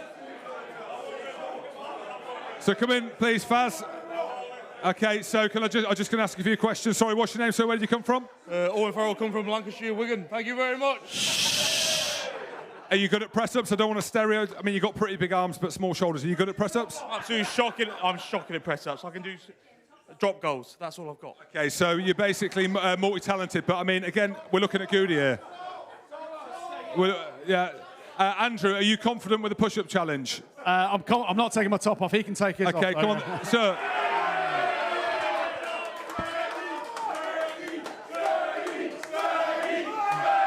Around the front. Oh, gosh, no. It's okay, Faz. Yeah, Faz, I know. Yeah, Faz, this is your cup final. Don't worry about, mate, have you seen Goodies? My goodness me. I tell you, you look like The Rock. Goody, are you worried or not? Facing each other is the first of failure for the press-ups. So we need you both facing here. So looking at this camera here, this is your cup final. Kids, how you doing? I know. What are we doing? Facing that way. So look.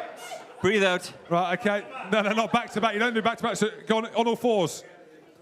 On all fours. Okay, so we're going to go. So if we can just... let's see if we can get to 100. Okay, let's just go there. Okay? I'm going to go. We'll all count them. Let's go. Okay, on all fours. Ready, steady, go. 1, 2, 3, 4, 5, 6, 7, 8, 9, 10, 11, 12, Goode, that's pretty good. 15, 16, 17, 18, 19, 20, 21, 22, 23, 24, 25, 26, 27, 20. Oh!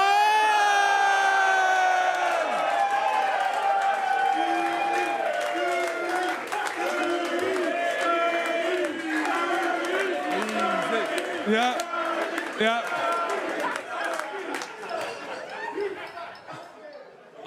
I don't know if anyone wants to tell him he lost, but anyway, we'll cheer for him. Yeah, round of applause for Scale, everyone. There you go. Yeah. Yes, Jim, I am out of breath. Goode, you absolutely blow my mind. It's quite easy. He smashed it. When you can bounce off the belly, it's quite easy, isn't it? So. Your gastric band's getting done tomorrow. And look at you go. Absolutely unbelievable. Goode, while you catch your breath, and thanks very much for that, we should, I mean, it's actually in quite decent shape. If my wife's watching, he was airbrushed. So this, that's a setup we've got here with First Five. LJ, what's going on back there? Jim, I'm behind you, and I've got a little RugbyPass present for being such a good sport for Fat Faz. Thanks very much. Thanks, man. Good night.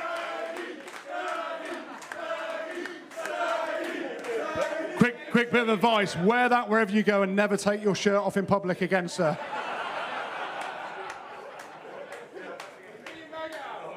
Of course. Well, there we go. So Jamie Roberts pulled out of it last week. So we are now going to have a look at the head-to-heads. Where were we? So mature. I do love my job at RugbyPass. It does never fails to... How good were those press-ups, though? Andrew, you blow my mind. Like, genuinely, you do. When we were at Leicester back in the day, right, what's going on there? Goode had come off the back of, let's say, a 4 or 5 week holiday. And because he came back in 3 stone overweight, Richard Cockle at the time was like, right, everyone's got to run with their shirts off because like Andy Goode's in such bad shape. So I remember you rocked up. Is that bullying? Was it? Well, I don't know what it was. Probably, but it doesn't matter because you won it. Did you turn up in your Bentley to the fitness stream? No, not at Leicester. Yeah, let's say it was your Bentley. He had his Louis Vuitton man bag on, shirts off, and I remember they were doing hill runs. Austin Healy, Andy Goode, shirts off. Austin was ripped. Tom Varndale, body fat of 5%, and every time Goode's going past, he's literally just flicking them on the boobs. And Goode, I'm talking you up here. You won the race. I don't know how you blow my mind. Anyway, you had to be there. You had to be there. Hope the op goes well tomorrow. Anyway, we're going to go down to our head-to-heads. So the head-to-heads is quite important, Bobby. We spoke about it last week, and it's easy to throw in head-to-head names. Last week, I went with Ebenet Sabeth and Maro Itoje. People are like, oh, he's just doing that. He's just putting it in there because they're 2 players that he's dominated before or 2 players that he knows. No, I'm not. Look at the game at the weekend. That was a good head-to-head at the weekend, weren't it, guys? Yeah. Maro gets absolutely monstered in the carry and then absolutely monsters Eben and basically wins the game. So you look at these 2 for me, they set the bar in terms of physicality, but more in terms of the influence that they had on the game. Second rows generally have a big influence on the game, the line out, all these things. 2 high-profile players, 2 legends of the game as well. So that's the head-to-head that I'm picking out. Bobby, I think we're going to go to yours next. We're looking at the number 8s. How important are these? Because there's a lot of talk in South Africa with Dwayne Vermeulen, being out. Jack Conan has been a revelation. Listen to his stuff. How important are the number 8s going into these games? I think they're incredibly important. I think the number 8 for me is the sort of the link between the forwards and the backs very often. And Conan was very good. He was industrious. Contributions we talk about with loose forwards, and he was very, very smart about the way he carried the ball, but also the tackle and assisted tackle, carry and assisted carry, and he kept doing the extra work. So he's done very well. We saw Kwagga Smith, who was a bit of an experiment for Rassie Erasmus. He's a specialist 7s player. He has played for the Springboks before, not as much in the number 8 role. They were hoping that it was going to be a game where he would make an impact if the game opened up for speed. They've gone back with Jasper Wiese because I think they're going to be concentrating on carrying the ball, trying to break down and trying to wear down the Lions. Conan against Wiese. It's not often a number 8 plays against a number 8. 8 takes on the 7. 7 takes on the 8, that kind of thing. But if these guys come up head-to-head, they'll be same size, big, strong guys trying to get momentum for their teams. Yeah, well, Jack Conan more carries than any player on tour, so he's worth his weight in gold. Goode, are you okay? Yeah, I just got my breath back. Yeah, just good. Yeah. Arms are pumped though. Yeah, let's talk about the 10s. Your best placed. Dan Bigger is obviously fit to play. HIA at the weekend, trained Thursday, Friday. Gats, my mentor, tells me. Head to head. Yeah, I mean, there were calls maybe for Owen Farrell to start this week off the back of Dan Bigger having to go through that HIA process. But I thought, Dan was fantastic at the weekend. You go back to just after half-time, and they spoke about it at half-time around that penalty where everyone said it was Alan Wynne-Jones' decision to go for the corner. When you watch the actual footage, Dan Bigger doesn't even ask him. He kicks to the corner. So it's a decision they've made at half-time. And as a 10, I'm thinking it's actually quite an easy kick. You probably want to take the 3 points. But just go back to his control. His kicking game was class, but his goal kicking off the tee, that was one of the big points of difference for me. The big kick that he nailed to put the Lions ahead. Andre Pollard had one very similar from Hamish Watson's penalty that should have been a yellow card, and he didn't take it. Dan Bigger's his control, his growth as a 10, he's always had that ability, but he's actually stepped up. You go back 4 years ago, he wasn't really in the picture around Sexton and Farrell, who would start at 10. This year, in the last sort of 18 months at club and international level, he's taken it to another level. And they're going to be big players this weekend. Andre Pollard didn't look 100% fit to me to last the whole game. So I think Bigger's a massive shout. And hopefully he leads us to a victory again. Shano, you've gone for the props, have you, I imagine? Talk about the head-to-heads. Massive expert in prop forward rugby, to be fair. But I haven't got a freaking clue what's going on there, to be honest with you. But no, it's, it's an obvious choice. It's Kolbe and Van der Merwe. Complete contrast in what both these players want from the game. Cheslin Kolbe is going to want time on the ball to use his feet to go around Van der Merwe, which he's more than capable of doing. He's a big lad to get round, long arms, but if you wrong foot him, he's an easy player to get past. Van der Merwe is going to want the ball with very little time and space to run over the top of Kolbe from short spaces, from 5 yards out. Whether or not they get the ball and they get the time to kind of do what they do best, I really don't know. But there's chalk and cheese in players here. Like I say, Cheslin Kolbe, first 10, 15 yards, he could beat any player in World Rugby. Van der Merwe, he could run over any player in World Rugby. He's an absolute lump. So it's a great matchup. I'm looking forward. I hope both these guys get a lot of ball on the weekend because we didn't see much of them on the first test. Yeah, absolutely. Well, we'll come to our final predictions after LJ that we've given away the prize of the question of the night.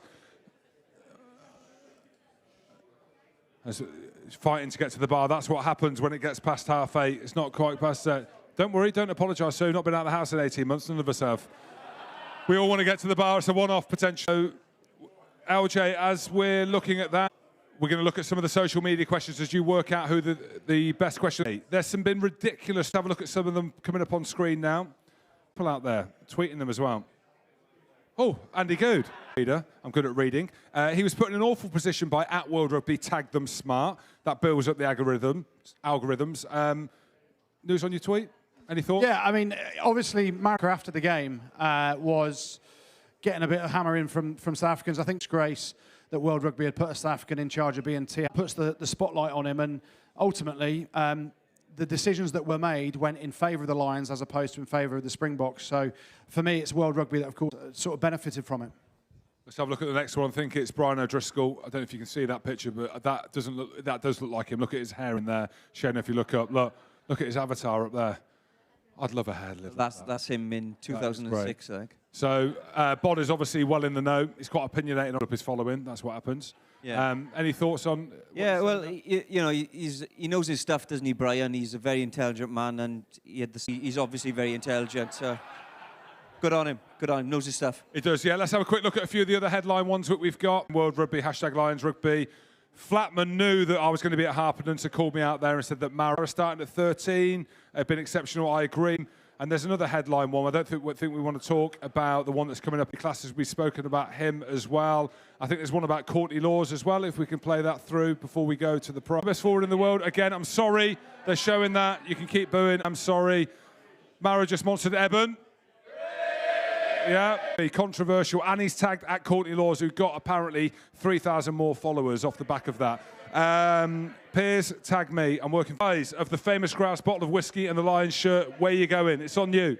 Well, before I give the prize away, I want to give a special mention to my pad there here this evening, and it is Shirley, who sat front and centre, septuagenarian, who is a massive Shane Williams fan. I don't know if you can see her, Director Kev.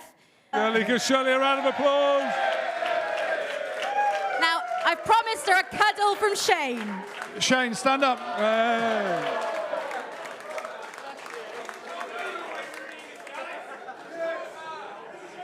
Now, I'm not going to give Shirley the whiskey, the real winner, because she got a hug from Shane. But to drown his sorrows when the Lions win the series 2-0 on Saturday, Reedy, you get the whiskey.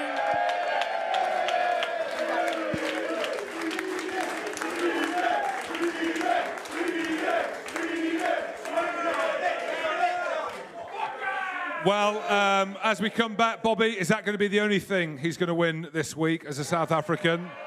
It's a great segue, LJ. Thank you very much. Bobby, predictions for this weekend. We spoke about the magnitude of the game. It's the second test. I mean, it's huge. We all can't wait. What do you think? I mean, thank you so much to everybody for hosting me. I've spoken to a number of people who agree with me that South Africa are going to win this one by 7 points. And then we'll go on into the next week. Goode? Yeah, I think it's more of the same. I think the South Africans will come out and try and absolutely hammer the Lions, but we'll soak it up. And then second half we'll come away with it. It'll be a 10-point victory this week for the Lions. Wow, South Africa then, Lions. Shane? Yeah, look, it would be great to have it 1-1 because it keeps everyone excited, etc. But I think we've seen in the A game, we've seen in the first test. I think it's going to be much of the same. South Africa are going to throw everything at the Lions, and then fitness is going to come through in the end. But it'll be a hell of a game again, so I'm going for the Lions. Great. I'm going to put my neck on the block here. Bobby, my former captain of the Barbarians, is here. I think South Africa are going to do it this week. They have to. They have to, do they not? They have to. 1-1 going into the third week. It's going to be unbelievable. A few thank yous then. A big thank you to everyone at Harpenden Rugby Club tonight for hosting us. Okay. A big thank you to our 2 rugby legends and Goode. LJ in the crowd. The famous Grouse and the Wonderwall. Of course, and the crew, First 5 Media, and all of us at RugbyPass. If you like what you saw tonight, if you didn't anyway, there's other stuff on rugbypass.com that you might like. There's merchandise, but let's be honest, it's great to be back out. It's great to be back amongst people. The Lions tour's happening. Ladies and gentlemen, from us at RugbyPass, thank you very much. Thank you.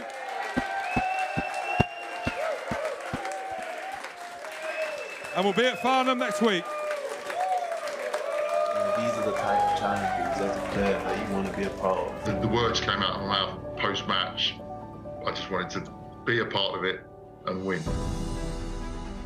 There was this energy, and they sang, they screamed, they shouted. The noise levels were unbelievable. I get so emotional about it, that's the thing it does. You get the 4 countries like nothing else in the world that come together and be one. It's not the selection of being not selected, it's more you just want to know. Johnny Hill! Oh my God! Just instinctively, I've just dropped it. I've just gone for the drop goal. Lions brings out different things in players when you get into that environment. And it does challenge you, and it changes you. Best rugby experience of my life, bar none, was the 1997 Lions tour to South Africa.